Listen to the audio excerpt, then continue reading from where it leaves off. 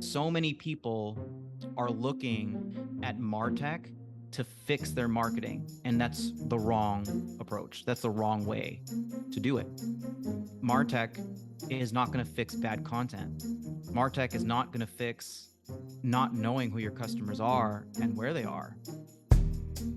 Welcome to What Gets Measured, a NinjaCat podcast about marketing performance management, metrics, and effectiveness. Because what gets measured gets managed.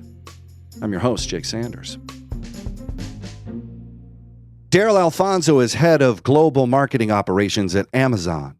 Daryl's been ranked as one of the top marketers in the U.S. by Propolis, recognized as a top Martech marketer to follow by the Martech Alliance, given keynotes at several marketing conferences, and has a track record longer than a DC-20 aircraft. And he's here to talk about his new book and all things Martech. Daryl, how are you, sir? Really good. I love that intro. Thank you for that. And you have an excellent podcast voice, I have to say. Thanks for having me. Thank you. Thank you for coming aboard. And so your new book, let's start with that, the Martech Handbook. Can you give us an overview of the contents and then provide a little context on why you felt this book had to be written? Yeah, and thanks for the opportunity to do that. Two things. One is with digital transformation today, and especially post-pandemic, you've got a majority of businesses trying to acquire, retain, and engage their customers via digital. So it's not really a question of, should we do digital? Should we be on all the digital channels? The answer is yes. And the most effective way to do that, and the only way to do that, is really through technology. But the problem is, you ask any marketer what their Martech strategy is, or if they even have one, and chances are you'll probably get a non-answer, right?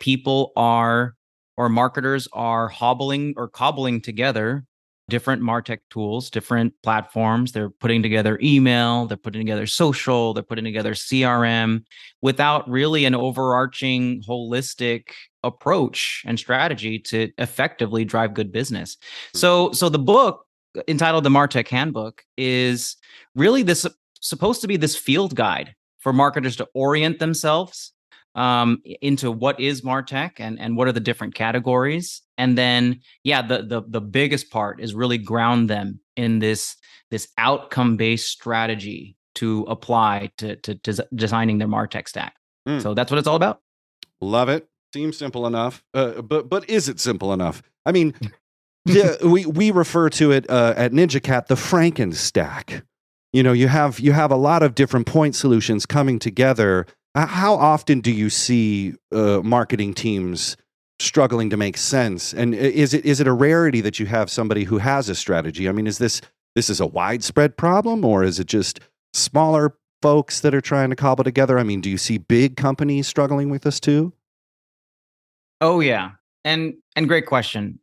There are a few common pitfalls and big mistakes that pretty much most companies actually make at some level, and I think it's really rare to see them not have at least one of these symptoms. The first one is letting technology drive your roadmap, letting technology drive your strategy. And what I mean by this is, so let's say you buy MailChimp, right, to do your email marketing automation. MailChimp has, I don't know, a dozen, maybe 20 different features and capabilities that you can do. So what do most marketers do? They buy MailChimp and then they look at the list of features and say, that's our marketing plan for the year. This is our digital marketing plan. We're going to apply all of those features. Now, you're going to get some benefit from doing that, but that is not the smartest approach when thinking about how to create value for your customers and how to create value for your business. First of all businesses are different. They have different target markets, different ideal customer profiles, and not everyone is going to respond to the same marketing tactics. So that's the number one problem, is not really thinking a strategy and outcome-based approach first. Mm-hmm. And then the other, I would say, and there's multiple of these, but Right. The other, I would say, main issue is this sort of keeping up with the Jones type approach to Martech. You've got you see your competitors using Salesforce. Well, I want to use Salesforce too.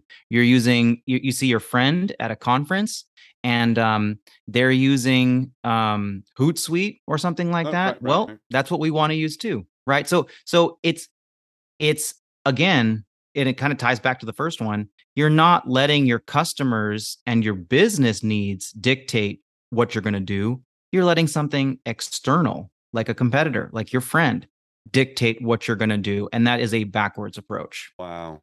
And so, I mean, and just like this next question, there's no shortage of platforms, point solutions, technologies on offer to marketing teams. I was going to ask, how you think tech helps and hinders marketers, but you kind of outlined the way that it sort of blinds them to the KPIs or the indicators that they should be gathering from customers. I mean, is it possible to have too much MarTech? I mean, would somebody know if they've gone overboard with this stuff? Yeah, this is an interesting thing because it's something that you said was really interesting to me about there's no shortage of MarTech, right? And which is absolutely true. There's about 10,000 plus. I've seen the LoomEscape. We've all seen the LoomEscape. All seen it. It's scary. Yeah, and the reason for that is because you can essentially digitize or build a technical solution for every little thing, and then you can turn. I mean, this isn't a hit. I'm just saying this is fact. Right. Like, let's say, for example, you need to organize a spreadsheet with some sort of formula. It's not super difficult. I mean, you need to be smart and know the tools and maybe know a little bit of coding, but it's not too difficult to turn that sort of function of organizing a spreadsheet into a platform, right? And for anything, other things that marketers can think of, organizing their files, posting on social media. You look at a marketer's day, and every single thing that they do, you can break that up into a solution. And we call them point solutions, right? Where it serves a single purpose.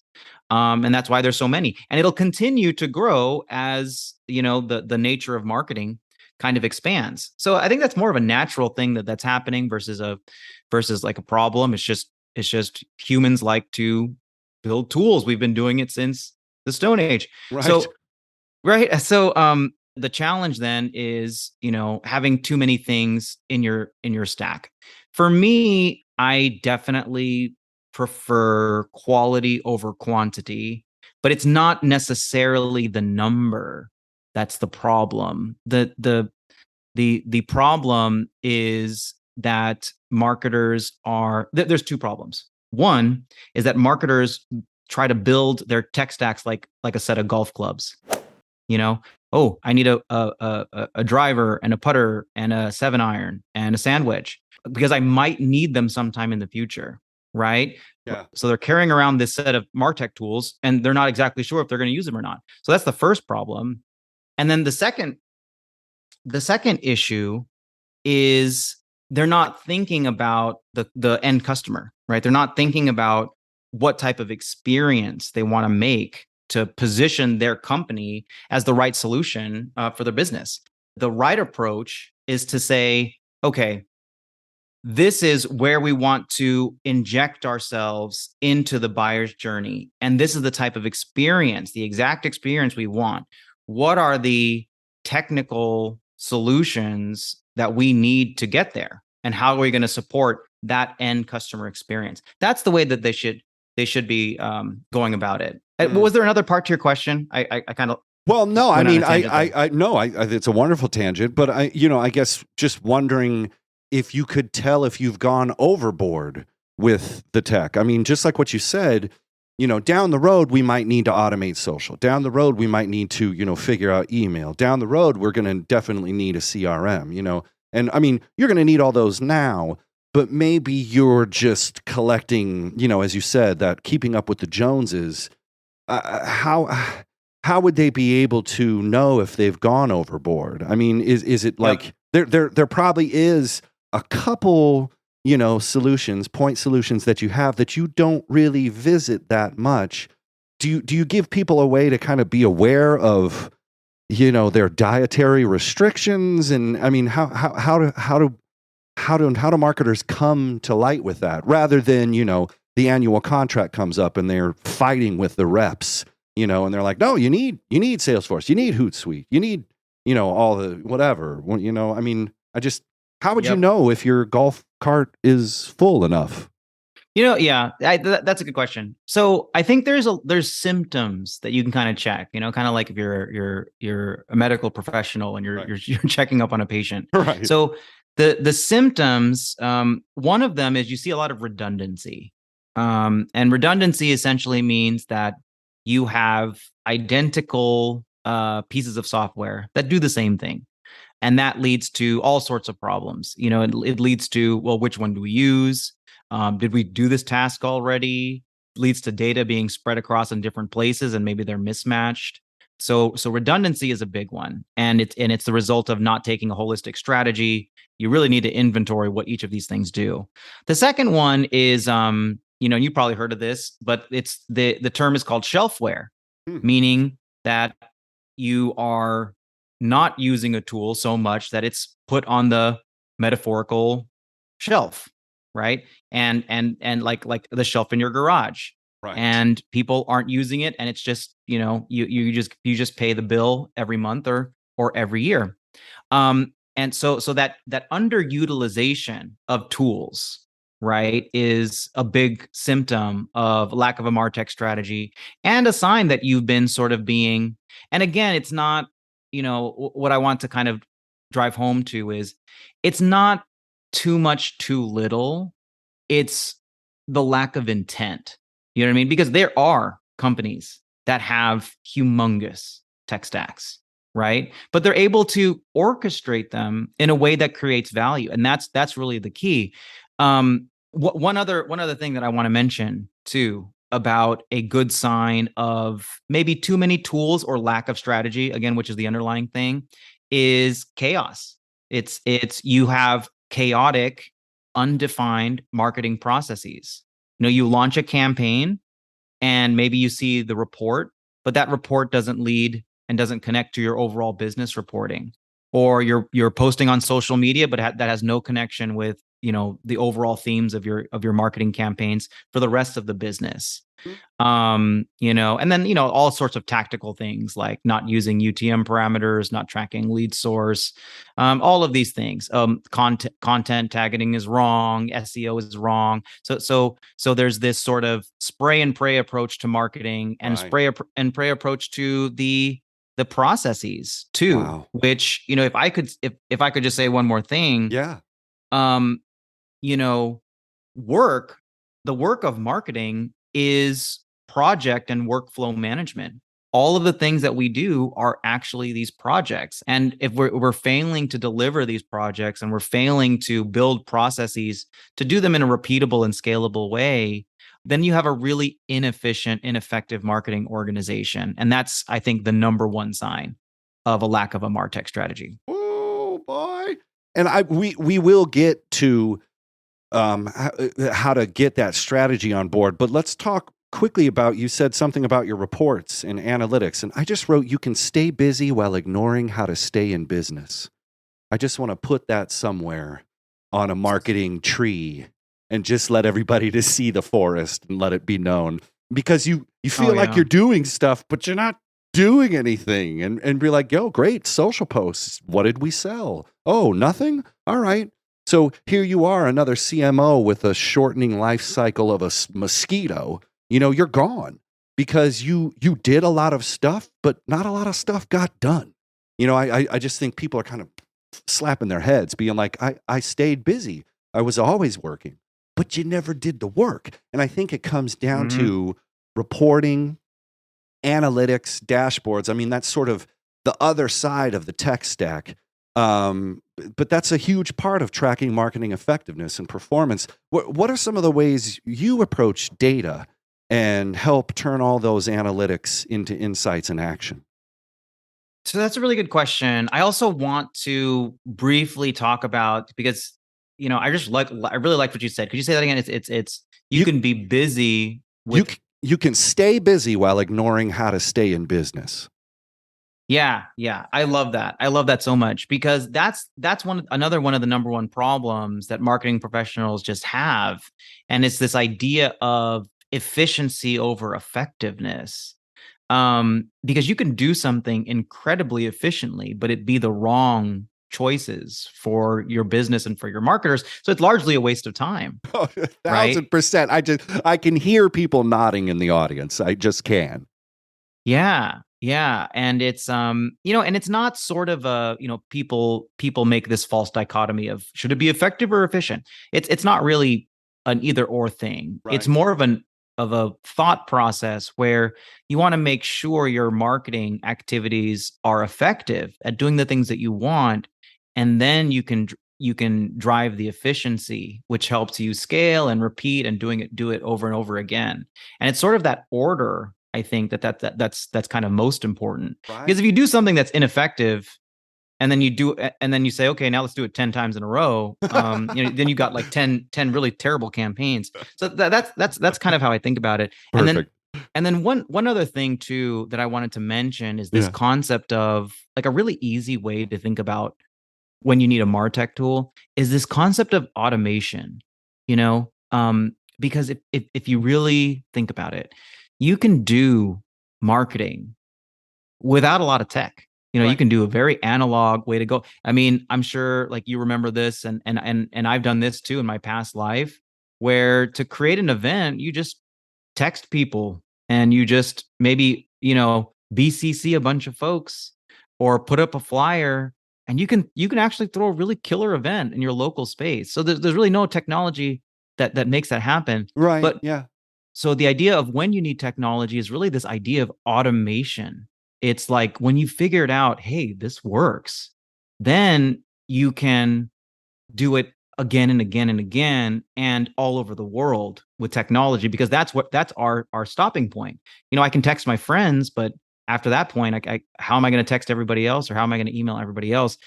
A lot of that's automation. One other interesting example around automation is like, kind of leading into your question is the analytics portion too, Right. right? Yeah. Because Yeah. yeah, because in reality, you can actually track and kind of talk to one person at a time, right? One person can come to your website and fill out a form, and then when you talk to them, you can say like, "Hey, tell me, tell me about your journey to if you get lucky, tell me about your journey to buying these pair of sunglasses."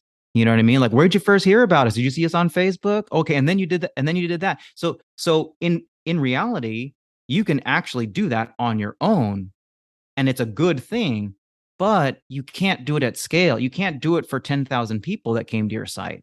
And Right. so the answer then is we'll need technology to track and then and report, but you could do it on your own. And that I think is an important distinction, because so many people are looking at Martech to fix their marketing, and that's the wrong approach. That's the wrong way to do it.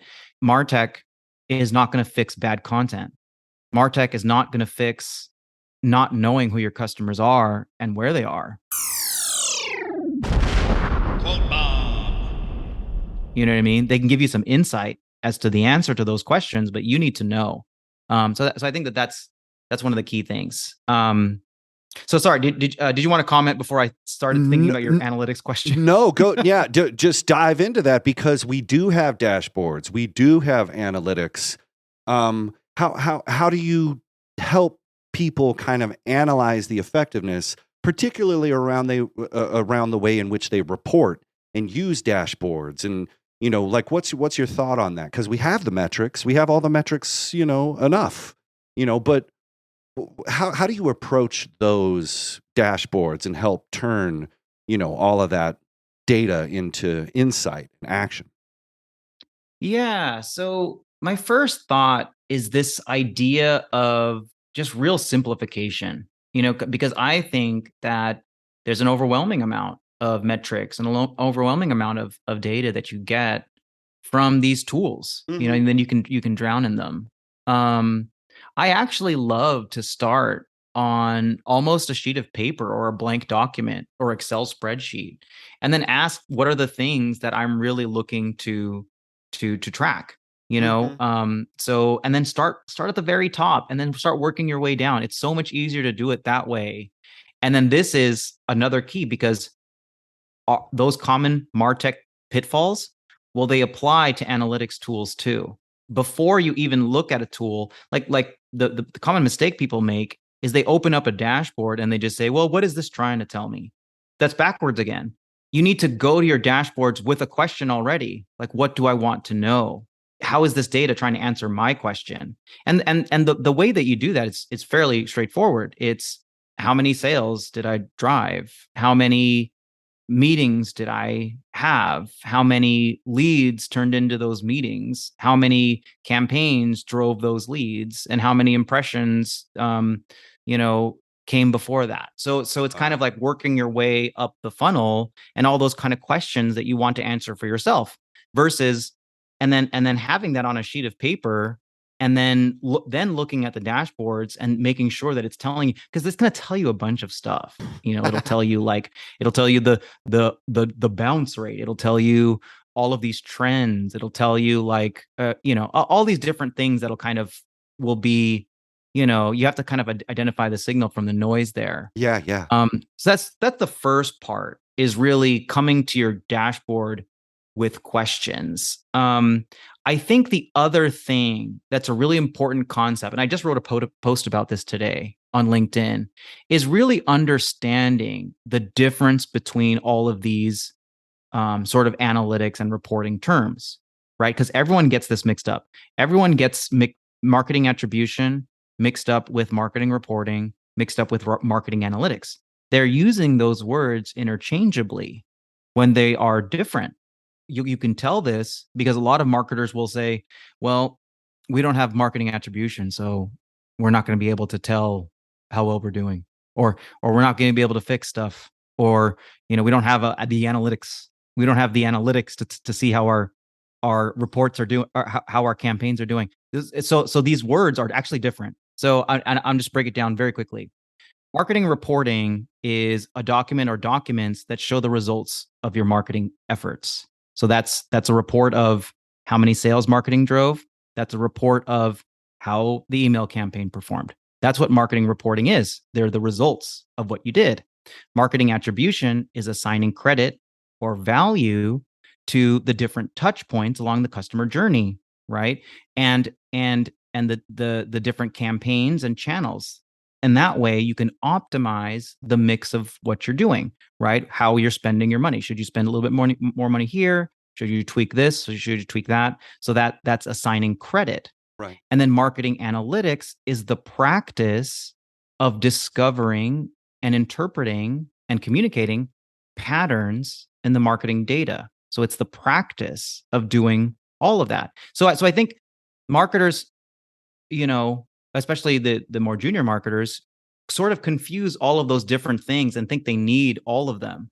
Whereas there's these different functions and purposes that you need to bring. And this kind of structure is what you need to bring to your dashboards versus what most people do, which I hinted at earlier, is they double click on their dashboard and see like, well, what's the weather today? Do you know what I mean? Like that's what they're doing. So yeah, that's kind of my take on that. Wow. I love it. Well, and I interviewed somebody last week, and they were saying it's a proxy for success. A lot of analytics end up being a proxy for success and sales and activity when it isn't those things. It's just what you said is it's the practice of discovering patterns in your data, and you end up working for the tech. You end up just sort of slaving away and just making sure your dashboards look good. And I mean, how often is it that you see somebody hand over a dashboard and say, well, it's got a lot of numbers, looks like the hockey sticks are going up to the right, I'm good here. I think a lot of thought ends at the dashboard rather than what you said was so brilliant is rather than try and discern stuff from it, you come at it in a discerning manner. And I mean, how common is this? How common is it? Yeah, so it's what's interesting is there's times, there's scenarios where both are okay. Mm. I think that the major problem is marketers are not acting like business professionals. They're not acting like business owners,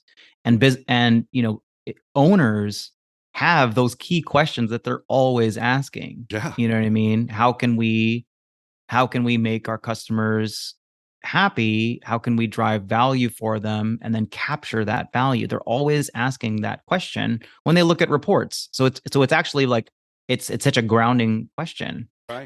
But the practice, so analytics, right, is there's that word discover in there. Yeah. You are discovering patterns in the data. So let's say, for example, you look at your best customers. Sometimes you need to come without a question.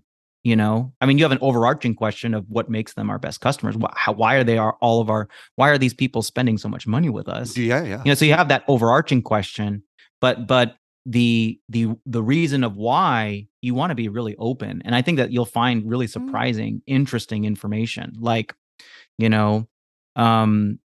could be that maybe they're like all in a specific industry, or maybe, you thought that it was a certain industry, but all they had in common was a specific title, a specific person. Like that's your key customer, and you've been talking to the wrong people. So I think there are scenarios when you're trying to learn and discover, but that's not how you should think about your overall marketing reports of just like, I wonder what I'm going to find today. Like that's definitely not the way. Well, then, as you said, those stakeholders are going to be like, really?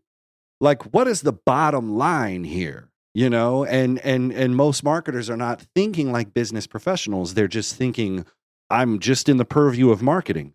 I'm in this limited P, the 4 Ps, and I'm just telling you about promotions. I'm just telling you how the promotions are going, but they're not really connecting those things. But it made me think of something really interesting, is there an instance where your adherence to a strategy blinds you to the potential for having insight from data? Like if you think your persona is this person, and just like what you were saying, well, if you're opening, your mind in the way that you interpret performance analytics, you could actually have some things that will question your strategy. Whereas maybe there is somebody who thinks, here's our strategy, and they're sort of blind and they're not opening up their minds to the potential of insight. Like our persona is this. And if your performance data shows you that your persona is something else, you won't see that. Like maybe in a way, strict adherence to strategy can blind you to analytics that could help you make a better one. I don't know. That seems like an outlier case, but that might happen. Some people say that's our target audience. And if you don't see that in there, then you think you're failing. Whereas if you could, broaden your definition, you might be able to see something in that dashboard. So does that kind of, maybe I just made a statement. So I think the way that I'm thinking about, you bring up a good point. The way that I'm thinking about, I'm thinking about that look or that perspective is Right. That's kind of like blind spots. How do you identify your blind spots where you think, oh, our target market is this, but it could also be great value in an adjacent market or something like that? Or how do we know, like, hey, we're killing it on Facebook, but how do we know that it's not TikTok that we should really be investing in? Sure. Yeah. So the way that I think about blind spots, which I actually try to think about from a personal perspective too, like I'm a big fan of professional development, is that you have to periodically spend time asking for feedback and then doing these structured thinking sessions, right? Like critical thinking, structured thinking, and to make time for it regularly. In your personal life, for example, that could mean getting a coach. It could mean getting mentorship. It could mean joining a group in a group. Yeah. Those are like the best ways to identify your blind spots. But at work, where maybe I think you should do that work too. But at work, it is periodically, and we do it with my team at least once a month, where we have these think big sessions, where we ask questions like, hey, what would it look like if we 10x our results, or if we could 10x our results? Another common question that we try to answer is, hey, what are other industries doing that we could like borrow or steal even to apply to our own work that we can do it. And that one of the results of that has been I'm really passionate and really big on the idea of productizing marketing, which is essentially taking a look at the best practices and frameworks from product management and bringing them over to marketing strategy and doing and measuring success that way and thinking about strategy that way. So a lot of those, I think to put a fine point on this, Right. identifying your blind spots is hard, but you can help it or help mitigate that through getting objective, honest, open feedback and pushing yourself regularly to think laterally, to think outside the box. And yeah, I think you can at least try to help it versus being always subjective to your blind spots. Right. Oh my gosh, brilliant stuff. And so let's get around the campfire. Let's break out some marshmallows and some graham crackers and some s'mores. Let's talk about some stories. Do you have a Cinderella story about marketing technology, like a tale of everything working and a fairy tale ending? And conversely, do you have a horror story that you can share about Frankenstack's gone wrong? Yeah. So I was thinking about this a little bit. I think that the challenge that I have with fairy tales is that,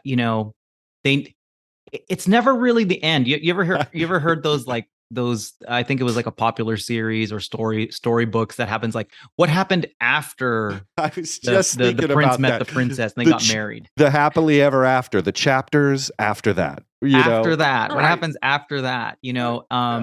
Because I don't think we're ever completely done, and it's so interesting.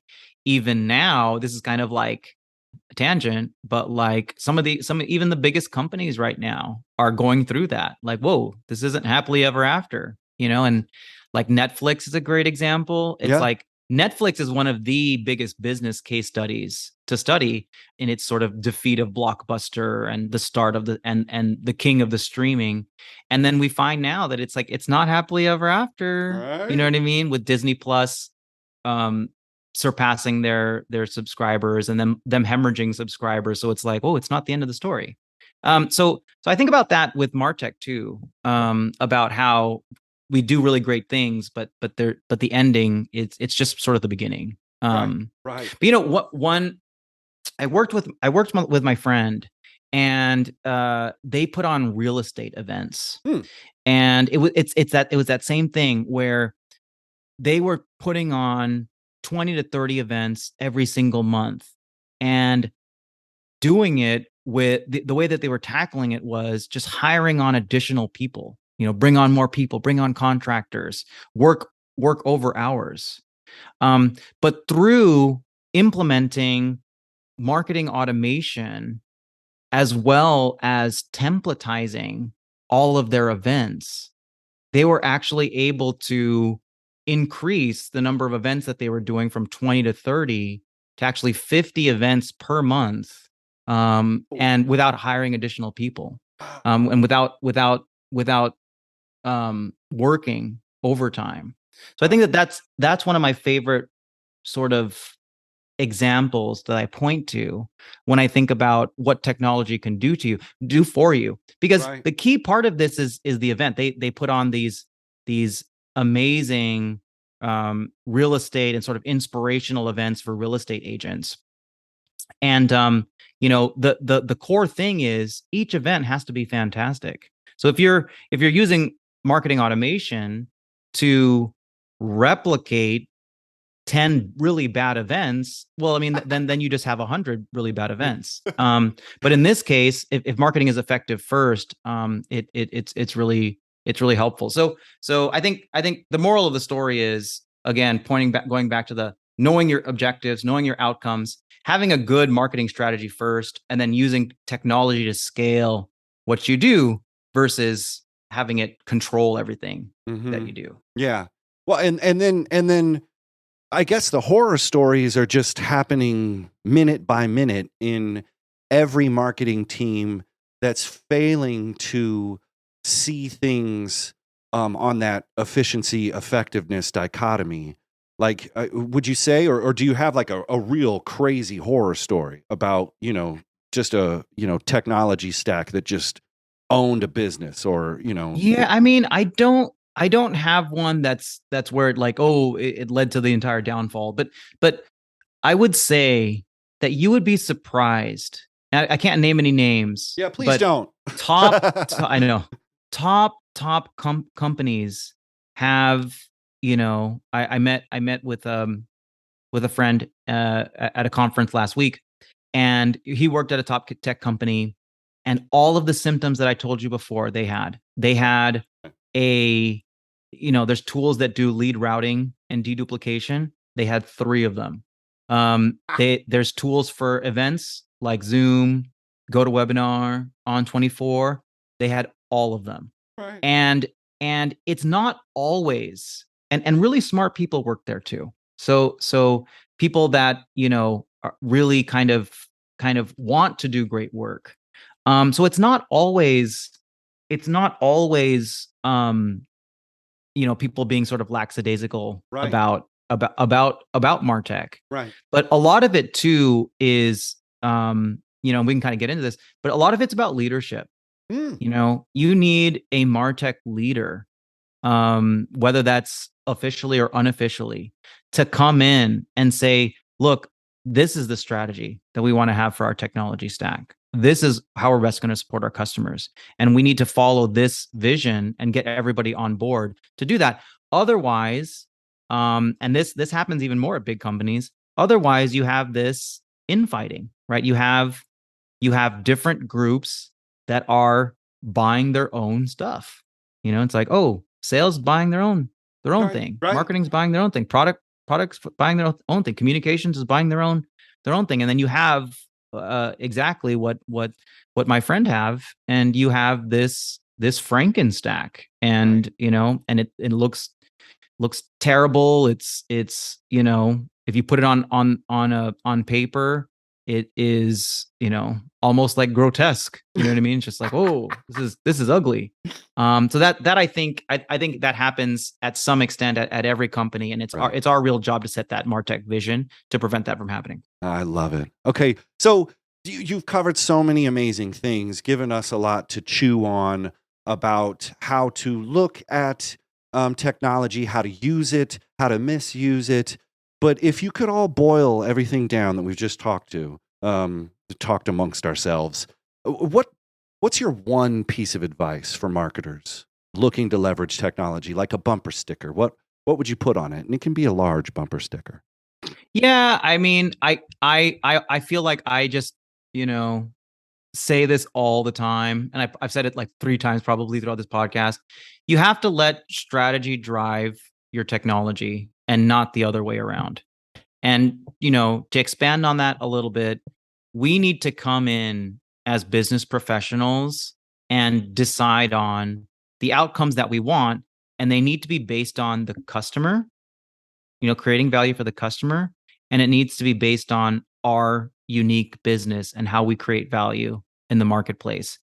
Everyone, if I'm being honest, I think every Martech stack should be bespoke, should be custom. It should be something uniquely developed and designed to service a particular market in a specific way that only that business can. If it was boiled down to like kind of like a single phrase, it would be outcome driven. You have to know what you want first, and then get the technology stack that you need to support those outcomes. You've given us a little bit, but you have this awesome book, the Martech Handbook, and you're amazing on Twitter, just like I was saying before we hit record. Where can people order this book, learn more about you, and find you online, Daryl? Yeah, so I will say that wherever books are sold, for sure. So, your favorite book retailer. My publisher is Kogan Page, so you can actually go to their website as well. And sometimes they run discounts, so you might even get it a little bit cheaper than if you were to get it on Amazon, for example. So that's a little tip there. And then, thank you for your kind notes on Twitter. I actually do most of my writing though on LinkedIn. So if you want to connect with me /follow me there, I'm just Daryl Alfonso on LinkedIn. And I hope you find the information and my writing helpful, and always into the feedback. So yeah, thanks so much. Cheese or chocolate? Are you ready? Ready. Okay, cheese or chocolate? Chocolate. Same day or free returns? Same day. Ooh, convenience. Oh, it's a hell of a drug. Climb a tree or explore a cave? Explore a cave. All right. Diving in. Magic wand or time machine? Magic wand. Heavy metal or grunge? Heavy metal. Right. The big hair. I can see it. And finally, train or plane? Train for now. I think that's a mood question, but I don't know. It's a contextual question. It might It's a contextual change. question. And then I've been traveling a lot via plane, so I would love a relaxing read while sipping some tea on a train. So ask me next month. That one will be different. Is there I feel like there should be a you're this kind of wizard or you're this kind of Power Ranger answer at the end of this. Is there anything like that? No, but I mean, if you want to nominate yourself as a famous wizard or Power Ranger, I'm ready to hear those. We are all ready. No, I have to. Oh man, those are good questions, and I feel like I want to spend more time on that. But yeah, there you go.